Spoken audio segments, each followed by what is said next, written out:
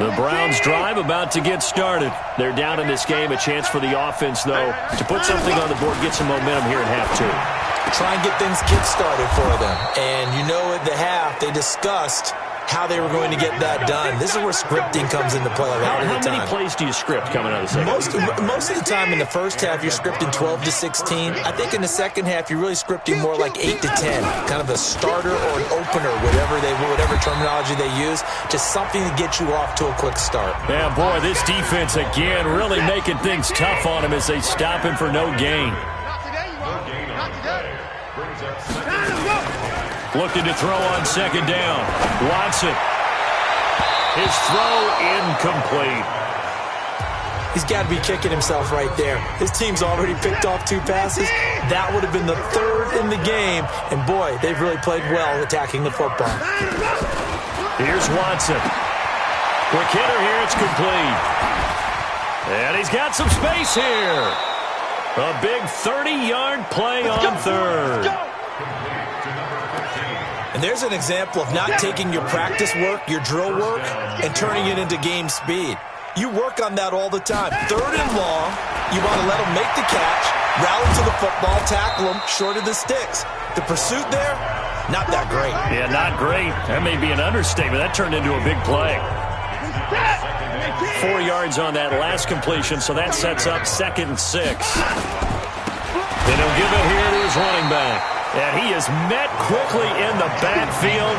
Down he goes, folded like a lawn chair.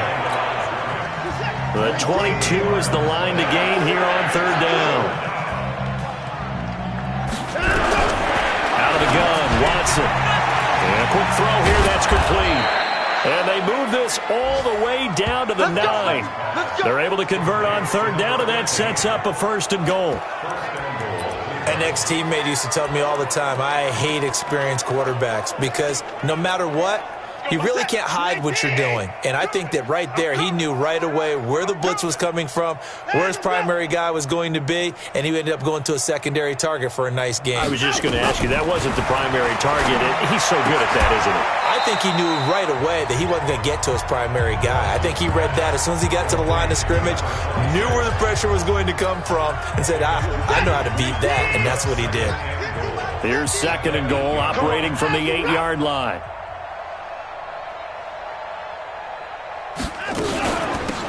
They'll run it now out of the gun.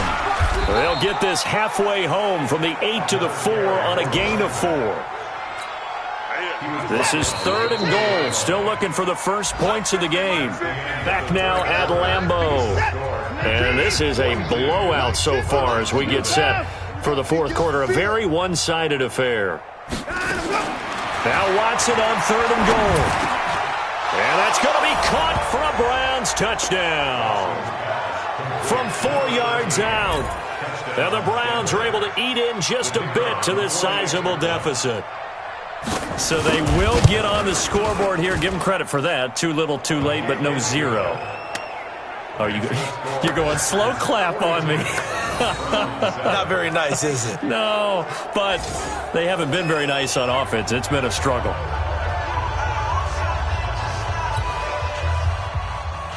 Out is the kickoff unit as they run up and send this one away. This will be fielded at the 6. And a good return as he'll be stopped just shy of the 30-yard line. Now come the Packers for their next drive as we take a look at the playoff race in the NFC coming into the weekend. For the moment, they're on top of their division, projected to host a wild-card game in the first weekend, but nothing is set in stone. There's a lot of shuffling that can still go on here. They haven't even clinched a playoff berth. A lot goes into that one word you use, doesn't it? But. You're exactly right, because nothing's clinched. So that means another win is necessary, being able to play to the best of their abilities, because they can go from where they are right now to right out of the playoff race. If things go in the wrong direction for them, they've got to take care of business. They try to throw on second down, but this one is incomplete. The positioning here is key. As a defensive back, you're taught 99% of the time, make a play on the football. But in this case, making a play on the man was all the difference. That's what forced the incompletion. And he's got the first down yardage before he's brought down at the 42. Now it looks like we'll get a timeout, and we will. We've got an injured Packer on the field. And in Week 17, let's hope this won't affect him for the playoffs. We'll step aside. Now a handoff here to his running back. It's a 6-yard gain on the ground, and that'll make it 2nd and 4. 6 yards on that last play. Here's 2nd and 4. Now they try the right side here. And he's going to take this across the 50 into Browns territory. Call it a gain of 3, but not enough to move the sticks. It'll be 3rd and about a foot or 2. The offense on 3rd down tonight, they've hit 2 for 4 thus far. They're looking at 3rd and the nose of the football. Now back to throw. Looking left side, he's got it, complete. And he has the first down yardage before they bring him down right at the 45. Give him 3 yards and a fresh set of downs. This quarterback now 5 straight completions here in this second half. 1st and 10. They'll drop the throw. Going right side here, and that's complete. And he goes down, but not before getting this inside the 25. A good pickup there at 22. This quarterback now 9 of 15 throwing the ball, 60%, and it's 1st and 10. He'll look to throw. Nowhere to escape, and he goes down. And we say it all the time, have to be able to get rid of the ball sooner than that. You have to help your offensive line out. They're going to protect you as best they can. And if you're getting 3 to 5 seconds to throw the ball, they're doing a really nice job. But when you hold it and give up a sack, you're really almost discrediting their work.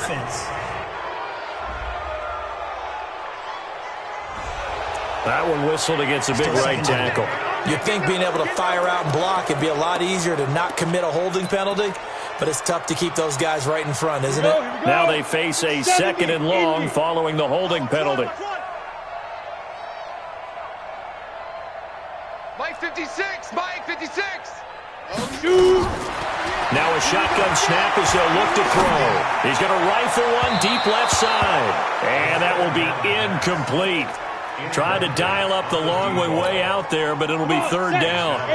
The Packers on 3rd down. They've converted 3 out of 5 thus far. This will be 3rd and a mile. Let's go, Mike 50, Mike 50. Yeah, let's get a sack. Hey!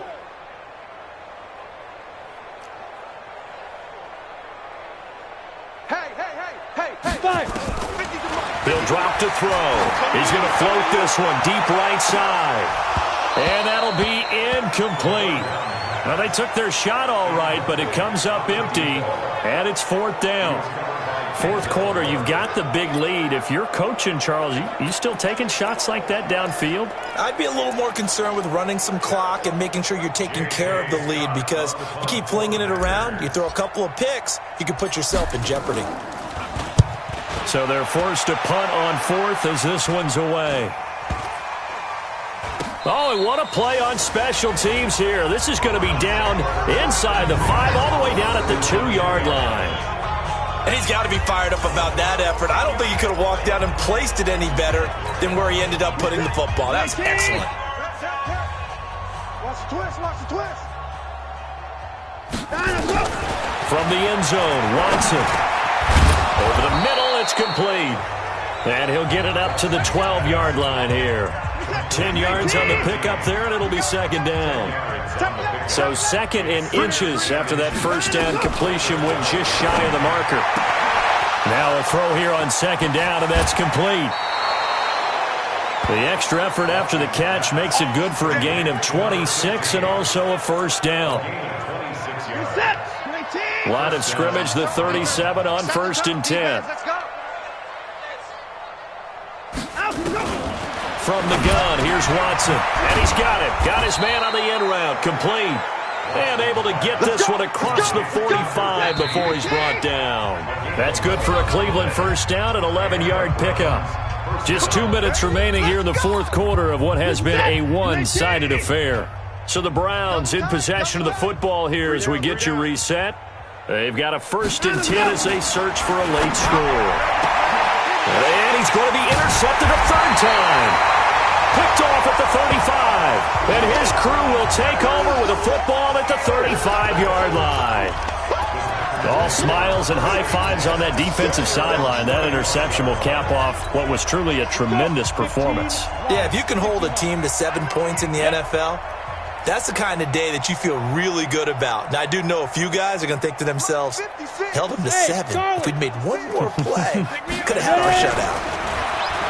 They'll come out throwing here to start the drive. Nowhere to escape, and he goes down. After the sack, it's 2nd and 19, and the road gets a bit tougher from here. Bravo! Now! Now it looks like he'll throw here. He's going to fire one deep over the middle, and that's going to be incomplete. Good effort there trying to take a shot, but it's 3rd down. Despite the lead here in the 4th, they're still taking shots. Not content to sit on this lead at all. And to me, it raises the question of what's right in this game nowadays. Do you sit on the ball and run it because you have enough of a lead? Or do you try and extend it because you always feel like the other team can come back? Extend it. Have some fun. Here's J.K. Scott now as the drive goes backwards, so he's on to punt it away. A little juke. Powerful running. A very good return that time.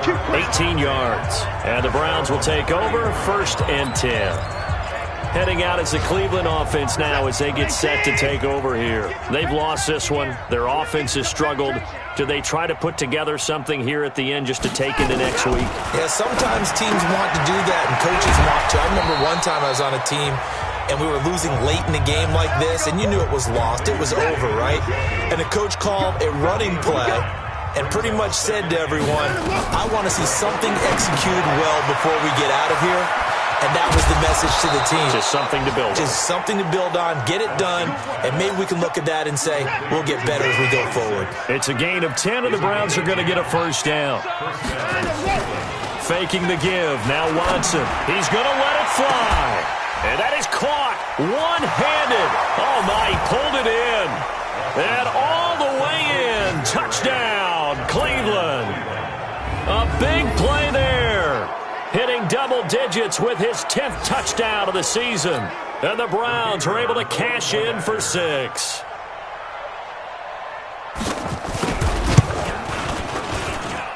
Extra point through the snowflakes, up and good. And that will get them one closer. Scoring summary, 3-play drive. And it ends with a touchdown for Cleveland. This is fielded at the chalk of the 10.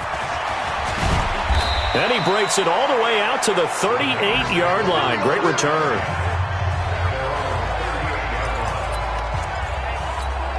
And Green Bay getting ready to go as they take the field. And this game comfortably in hand. The scoreboard speaks for itself, but you still got your starting quarterback out there. When do you go to the backup? Let him get some time. And that's one of the great questions in the NFL, Brandon, because I'm just going to tell you, in the 2015 season, I commentated on 3 games in a row that were blowouts.